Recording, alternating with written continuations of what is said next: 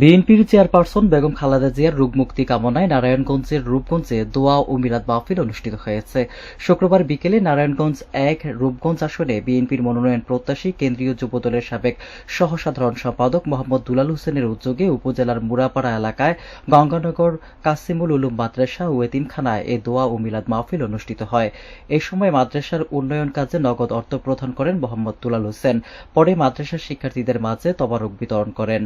আমরা যে রাজনীতিটা করতে চাই সেটা হলো সমাজের উন্নয়ন, সেটা হলো ধর্মীয় প্রতিষ্ঠান। আমাদের দেখবেন বিএনপির ভারপ্রাপ্ত চেয়ারম্যান তারেক রহমান ৩১ দফা একটা লিফলেট আছে, দেখবেন ৩১ দফায় কিন্তু প্রত্যেকটি বিষয়ে সে মানুষের কল্যাণের জন্য, জনগণের কল্যাণের জন্য যে কাজগুলা সেগুলো করার জন্য আমাদেরকে উদ্বুদ্ধ করছেন এবং আমাদেরকে পাঠিয়েছেন যে আমরা সেই কাজগুলো করব, সেই কাজগুলো করতেছি, সেগুলো মানুষকে জানানোর জন্য।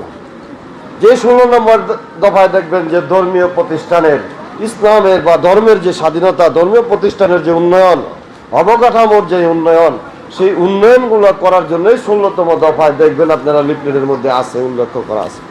সেই সুবাদে আমরা ৩১ দফা নিয়ে কাজ করতেছি। সারা বাংলাদেশে কিছু কিছু নেতাদের নির্দেশনা দেওয়া হয়েছে যে এই দফাগুলো নিয়ে কাজ করার জন্য। আমি কৃষি নিয়ে কাজ করতেছি, আমি আপনাদের দেখবেন ১৭তম ১৬তম দফা নিয়ে কাজ করতেছি, দ্রব্যমূল্যের বৃদ্ধি, মূল্যস্ফীতি, সমমূল্য, শ্রমজীবীদের যে আছে সেটা নিয়ে কাজ করতে আসতেছে, আস্তে ধীরে ধীরে আসবে। আমি এগুলো নিয়ে কাজ করতেছি। আমি এরকম যে শুধু একটি মসজিদে অনুদান দেওয়ার জন্য, বাহাবা নেওয়ার জন্য আসিনি। আল্লাহর ঘরে যে আমি নিয়ত করে এসেছি, যদি আল্লাহ কোনোদিন আমার সুযোগ দেয়, আমি যেন রূপগঞ্জের প্রতিটি মসজিদ, মাদ্রাসা, কবরস্থানে আমি আমার যে শ্রম, ঘাম, অর্থের যে কষ্টের যে পয়সা আছে সেটা থেকে ৩০% লাভের যে টাকা আছে সেই টাকাটা আমি এই মসজিদ, মাদ্রাসা, এতিমখানায়, কবরস্থানে খরচ করব, সে নিয়ত করে আসছি। এবং আমি এই এলাকায় এমপি হই আর না হই সেটা বিষয় না, বিষয় হলো আজকে যেভাবে আমার দেখতেছেন এমপি না হলেও আমি এভাবেই আসবো, এভাবেই যাব। কারণ হলো এতদিন আসতে পারি না, জেল জুলুম খাটাইছে। বিএনপি থেকে কেউ এমপি হলে, আমি না হয়ে আরেকজন হলে, সে তো আর আবার জেল খাটাই যেত না, কারণ আমি ছাত্র দল করে আসছি। আমার চেয়ে বড় বিএনপি আর কেউ নাই, করবে পরিবার প্রধান করবে।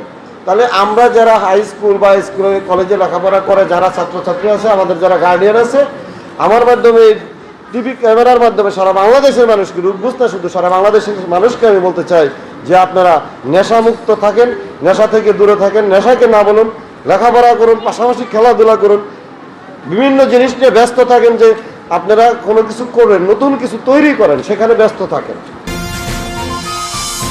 কেটিভি বাংলা, বিশ্বের চোখে বাংলাদেশ।